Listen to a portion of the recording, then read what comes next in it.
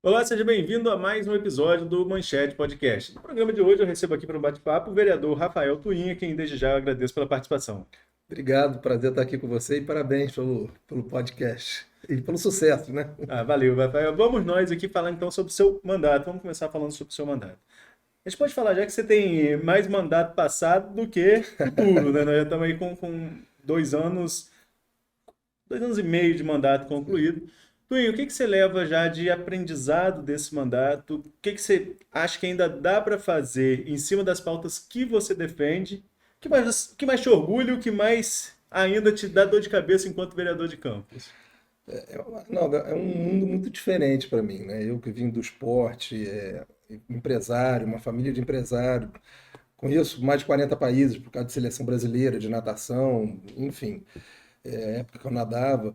Então, quando você entra no mundo da política e você não tem total autonomia de você andar com suas próprias pernas, principalmente o vereador, porque dentro de uma casa de lei são 25 vereadores, a gente precisa da maioria para aprovar, então você acaba ficando um pouco refém de uma conjuntura política. E quando tem essa questão que a gente estava até conversando aqui nos bastidores, de oposição, de base, de independente, fica um cabo de guerra e uma balança que não é muito confortável para mim, que sempre dependi de mim para poder realizar o que eu fiz, inclusive como presidente da Fundação Municipal de Esporte, no qual a gente fez um trabalho muito bacana, pulamos de 1.200 atendimentos para 21 mil atendimentos.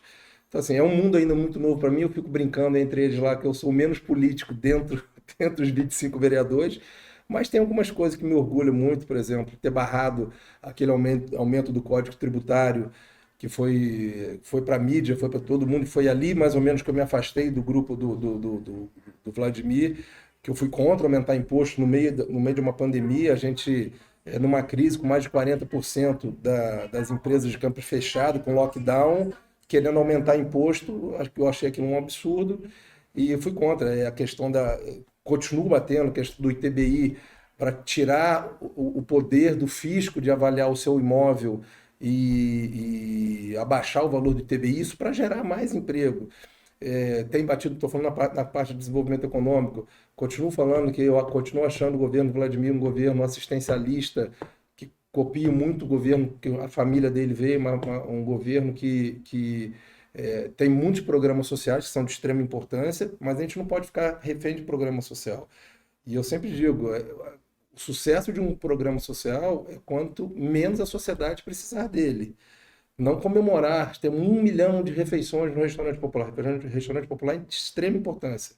Agora, quanto menos gente precisar de um restaurante popular, melhor uma cidade a gente vai ter. Então, falta sim geração de emprego, falta sim indústria, falta sim investimento no agronegócio, falta investimento no nosso aeroporto, com esses voos da Azul que a gente sabe que começam, param. Então, a gente está faltando focar na questão do autodesenvolvimento. Eu continuo vendo Campos muito refém de uma prefeitura, muito refém de royalties, e royalties é finito. E se a gente não pensar no futuro, a gente vai ficar andando, patinando no gelo e não vai sair do lugar. Então eu vejo um pouco o governo Vladimir nesse sentido. Tem a causa PET, que eu entrei, que é uma causa que veio naturalmente através dos meus projetos de ecoterapia, foi aí que eu fui me envolvendo, o próprio deputado federal Marcelo Queiroz, do RJ PET, enfim, o próprio esporte, que está no meu sangue, né? Nós vamos falar de Eu esporte. nasci. Não querendo te cortar, Tui, mas tem a pergunta aqui que eu tenho que fazer logo, porque na semana passada você lembrou aí a questão do Código Tributário, que foi realmente muito explorado na mídia. Naquela época eu comentava na InterTV, na Folha FM, escrevia em blog, ainda dava assistência aos outros colegas de redação que me ligavam porque a gente estava acompanhando bem de perto aquela situação. E ali realmente você rachou com o governo. Você, Fred, Bruno foram os 3 votos decisivos naquela sessão que foi até a madrugada. Sim. Maio de 2021, não dá para esquecer. Mas enfim, de lá para cá, muitas arrumações, composições, rearranjos de força na Câmara, e a Câmara agora está com a maioria de base governista. Mais um da oposição foi para lá.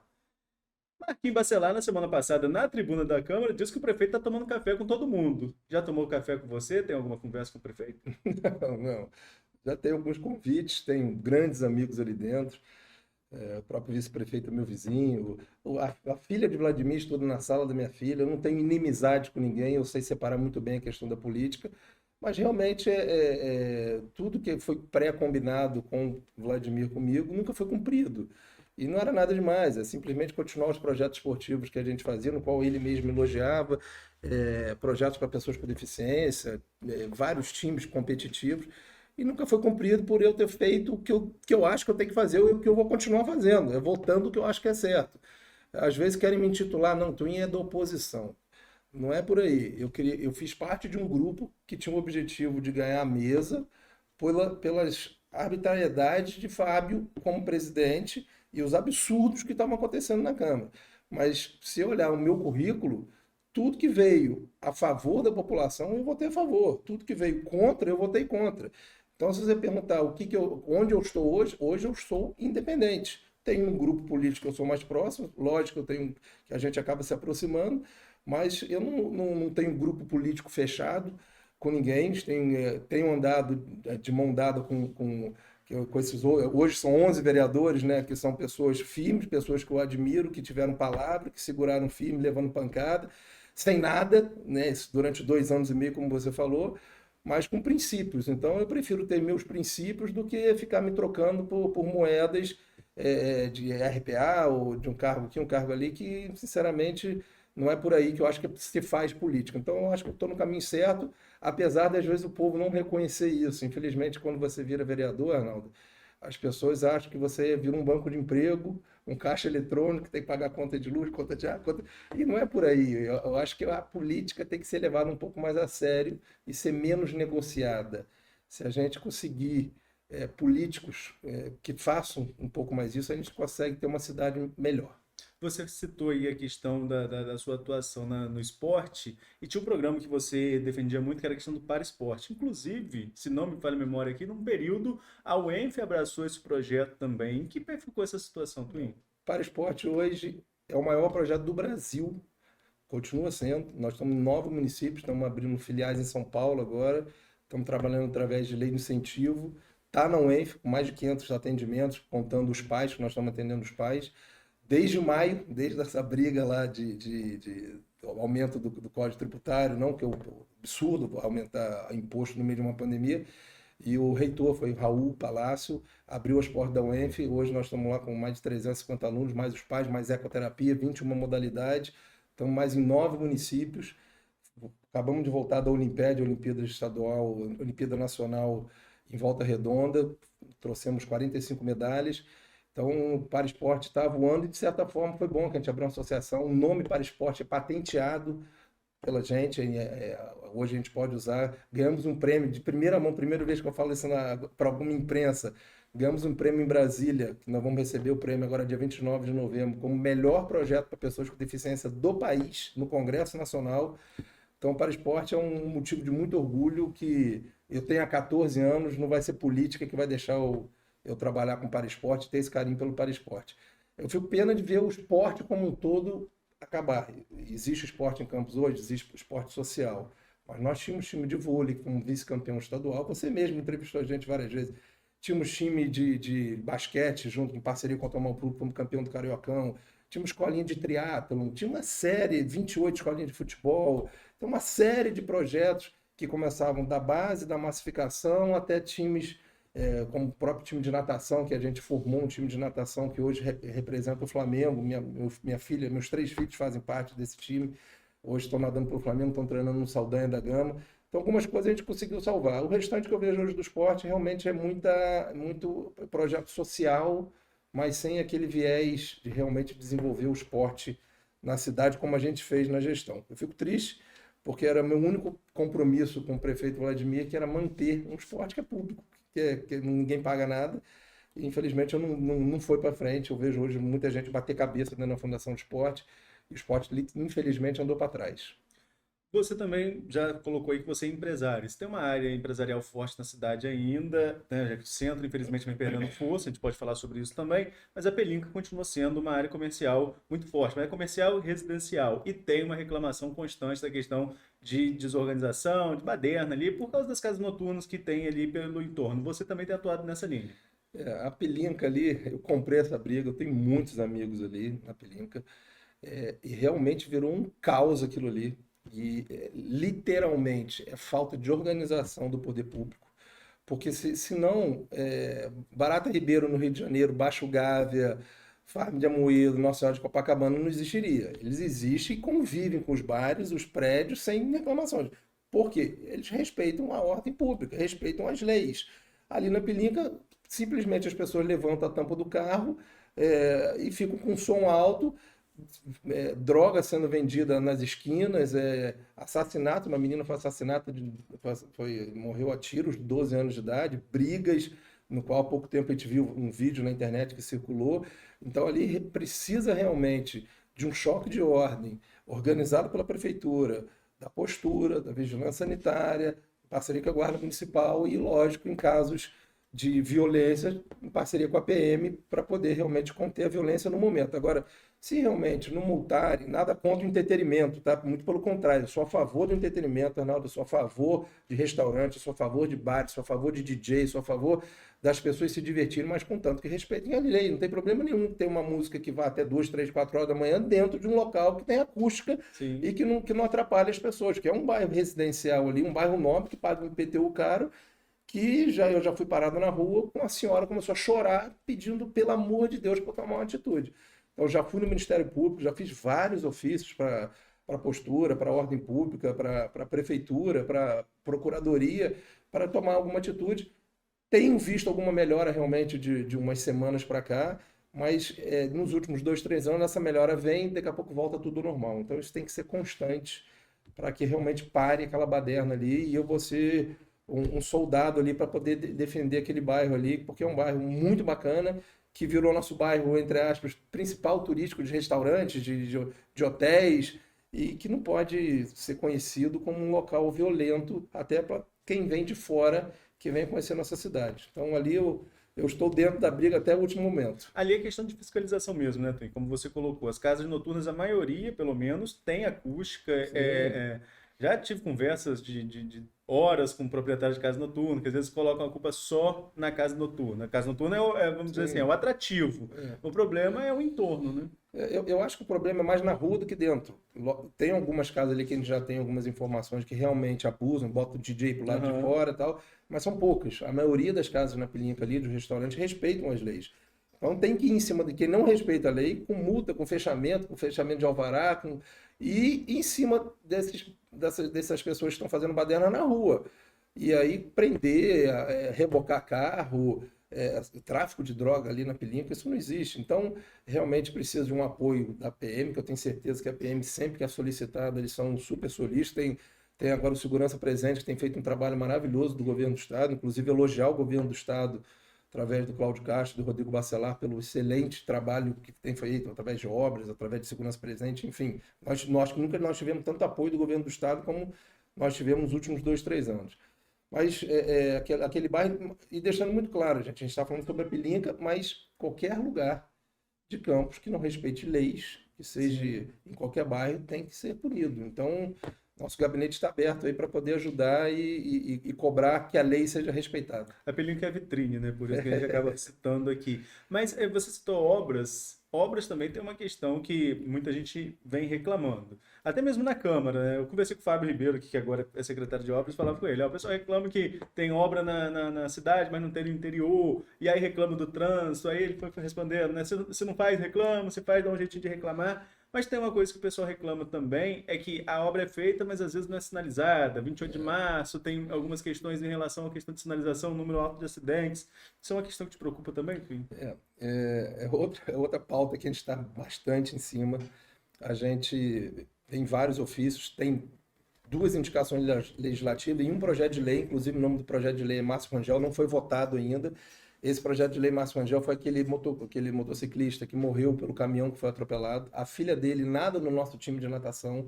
Então a gente fez um projeto de lei no qual as leis de trânsito sejam respeitadas.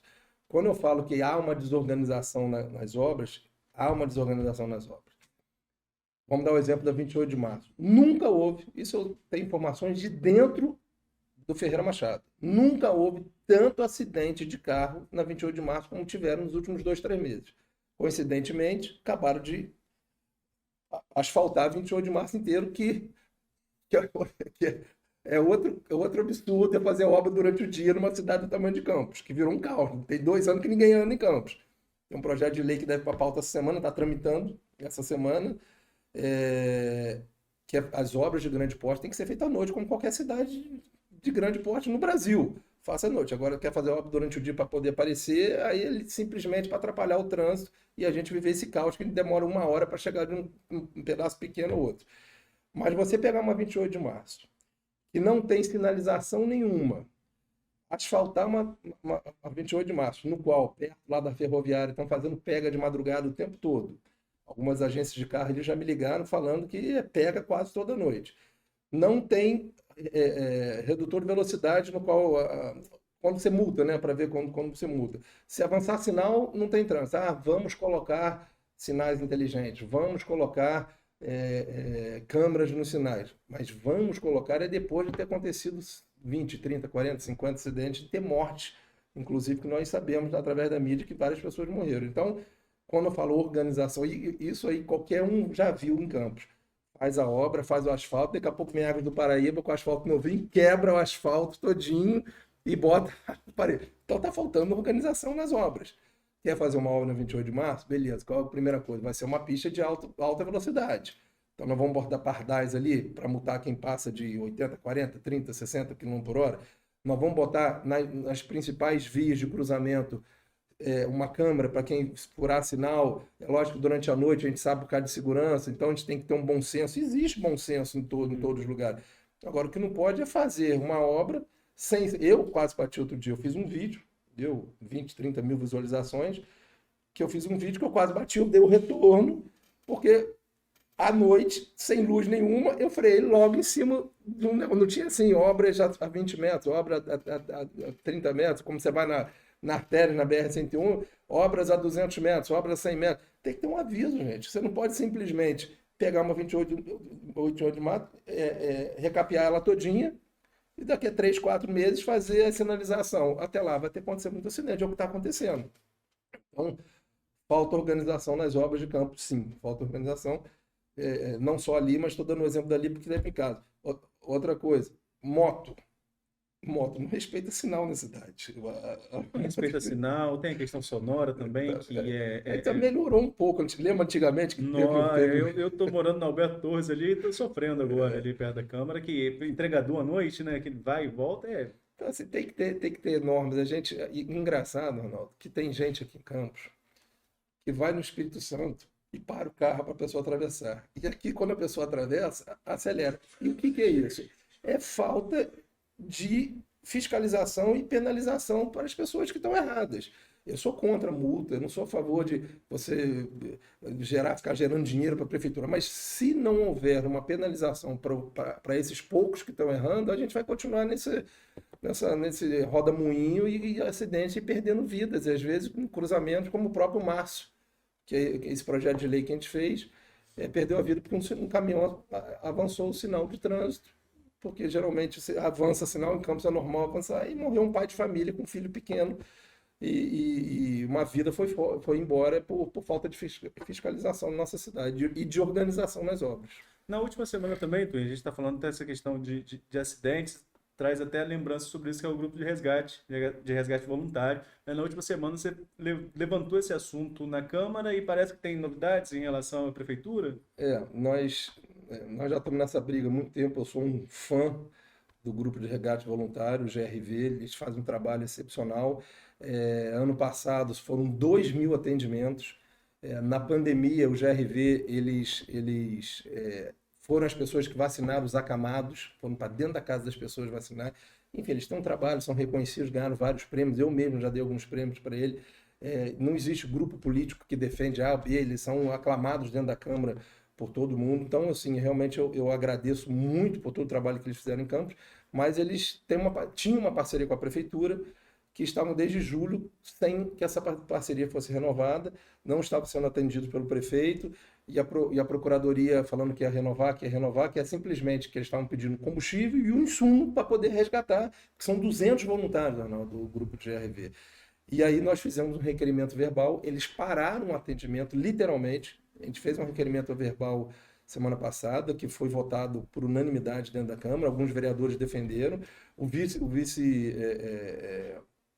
vice-líder do governo subiu, pediu desculpas, E, por nossa surpresa, no dia seguinte, o prefeito já recebeu eles e já anunciou que vai voltar a parceria com ele. Então a gente fica feliz de alguma forma ter ajudado o retorno do GRV, que eles realmente merecem todo o nosso respeito, e ali não existe política, nós estamos falando de vida, então não existe grupo A, B, C, D, ali eles vão socorrer qualquer um que precise de ajuda. Então é um dos pontos que me deixa orgulhoso de estar vereador, né? De estar vereador. Então, parabéns ao Grupo GRV pelo trabalho que eles fazem e que voltem a salvar muitas vidas. Agora vamos falar de política. Vamos Agora embora. vamos para a política. É, nós já estamos nas definições, né, nos bastidores. Claro que a gente ainda tem janela partidária ali na frente, rearranjo de forças dentro de grupos políticos para preparar nominatas, enfim. Mas nós já estamos falando de 2024. Você é um pré-candidato à reeleição? Continua no PTB ou já namora outro partido? Não, provavelmente eu saio do PTB, né? O PTB enfraqueceu muito. Eu falei isso numa entrevista há pouco tempo atrás. O PTB, hoje nós temos 20 e poucos partidos no Brasil que perderam sua ideologia. Você não consegue dizer mais o que partido é. Lógico que a gente ainda tem aquela questão de esquerda, centro, direita, mas os partidos perderam, eles vão para um lado, vão para o outro. Então, infelizmente, eu acho que seria muito mais fácil se existisse esquerda, centro e direita, que aí a gente definiria muito, outro que quiser aumentar um pouquinho centro-direita e centro-esquerda. Então seria muito mais fácil para a gente, um pouco que é apolítico, que eu continuo tirando, eu não consigo entender muito essa questão de partido, porque os partidos foram criados, infelizmente, às vezes, para fazer acordo, para fazer coligações, para juntar um grupo e apoiar um tal candidato. Então, assim, a gente perdeu um pouco isso. Então, na época, foi até o prefeito Rafael Diniz, na época, que juntou um grupo de partidos que apoiaram ele, eu estava no governo na época, pô, você tem o partido PTB, de repente é um partido bom. Acabou que eu me afastei de Rafael Diniz no final do meu mandato. Eu fiz um mandato de vereador solo, sem majoritária, até o meu primeiro turno. Mas eu vim pelo PTB, mas o partido se enfraqueceu muito, até com esses escândalos todos que aconteceu. E eu estou procurando outro partido. Já tenho alguns convites para outro partido, mas com certeza eu devo vir candidato. Não, eu venho candidato por outro partido que não seja o PTB. Não defini ainda qual partido vai ser esse. Tive alguns convites de alguns partidos que estão se reestruturando até para vir candidato a prefeito, para vir candidato a vice-prefeito. Enfim, mas que eu venho candidato Mas você vem candidato a vereador. Eu venho candidato a vereador. É lógico que se houver uma conjuntura e for de acordo com o grupo, a gente pensa em outra coisa. Eu me considero muito mais executivo do que legislativo. Sempre, como quando a gente começou a conversa aqui, eu gosto muito de realizar, gosto muito de fazer. Então, uma secretaria, enfim, um cargo no executivo me interessa bastante, porque eu gosto de realizar, eu sempre gostei muito de realizar. Mas eu não posso deixar, quando a gente entra para a política, muita gente fala, apesar de eu discordar de muita coisa que existe ainda dentro da política, você cria um leque, um grupo muito grande que depende de você cria projetos que dependem de você para continuar os projetos. Então, por exemplo, essa questão da causa animal é uma questão que eu entrei muito, muito forte na causa animal. Nós já criamos vários projetos de lei, várias indicações legislativas dentro da causa animal que nunca foram criadas em Campos. E acaba as pessoas ficando refém do que isso dê continuidade. Então, a gente, pelo menos durante um período mais na minha vida, eu quero continuar realizando e continuar fazendo projetos aí que possam contribuir para a cidade onde eu moro, para a cidade onde meus filhos moram. Twin, em relação ao cenário, a gente começou a falamos um pouquinho sobre isso, essas confusões que aconteceram recente na Câmara, essa troca de farpas, né? O presidente da Câmara falava lá na tribuna, o prefeito respondia pela imprensa, enfim. Mas até o momento desta gravação, não sei se até o momento que a entrevista vai ao ar continua assim, ainda existe uma pacificação política na cidade, né? Você, como vereador, conhece aí os termos dessa pacificação.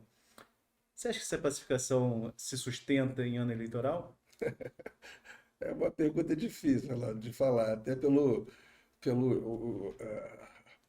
a maneira até que às vezes o próprio pai do prefeito se comporta, né? Às vezes houve uma onda de ataques há pouco tempo atrás aí que acaba mexendo com o brio, né, das pessoas. O Rodrigo também não é uma pessoa, Rodrigo Bacelar, que aguenta também ficar levando muita pancada, é uma pessoa com gênio forte. Enfim, nós estamos falando, tem o próprio governador Cláudio Castro, que também levou pancada no meio dessa história toda. Então, assim, não posso afirmar se essa pacificação. É lógico que uma pacificação para uma cidade é sempre muito bom. Nós estamos falando do governo do Estado, Assembleia Legislativa, Câmara dos Vereadores e Executivo.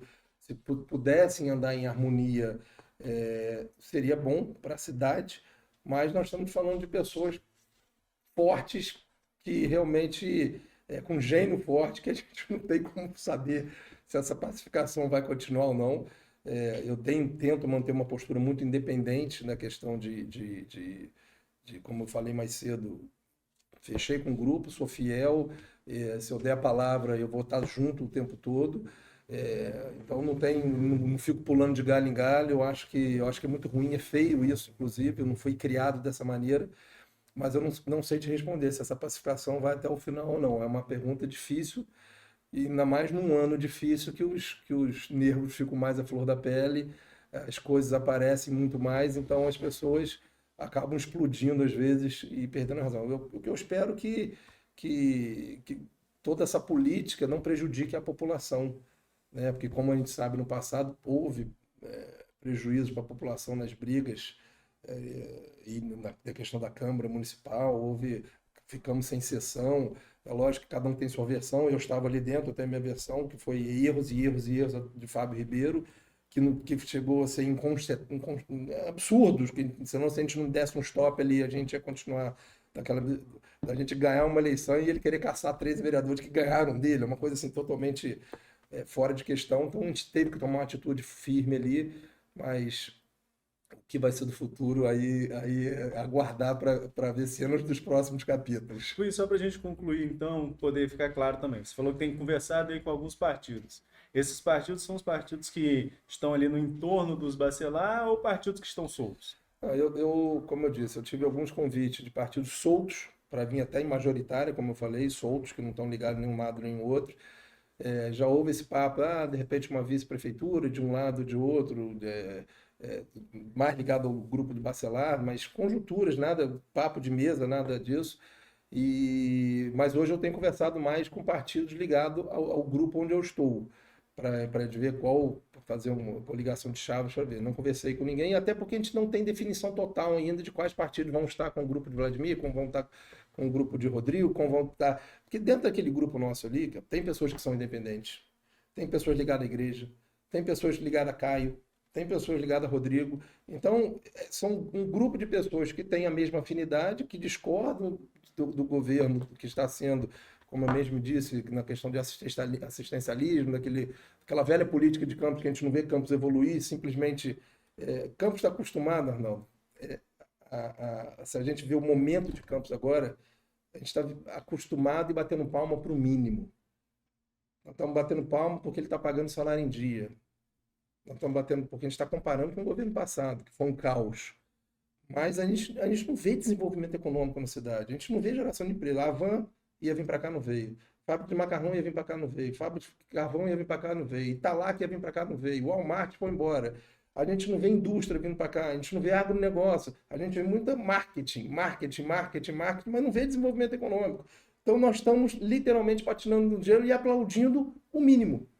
Aplaudindo o mínimo, aplaudindo programas de assistência social, que são importantes para uma cidade com uma desigualdade social gigantesca, que é Campos, então são importantes, mas não adianta você dar o peixe, você tem que dar a vara para poder pescar, para você poder gerar emprego. Você ficar na fila do restaurante popular ali e comemorar que tem 1 milhão de refeições e não dar oportunidade, como você mesmo disse, o centro da cidade quebrado, destruído, para a pessoa estar ali, ter oportunidade de ter seu empregozinho, chegar, passar no supermercado e levar sua comida para casa.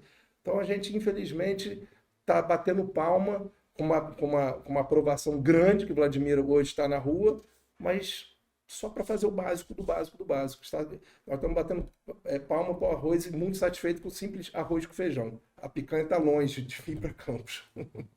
Tá certo, e agradeço mais uma vez sua participação e já deixo o convite aberto para uma outra oportunidade. Obrigado. E a você que nos acompanhou até agora, fique ligado também nas nossas redes sociais. Até a próxima!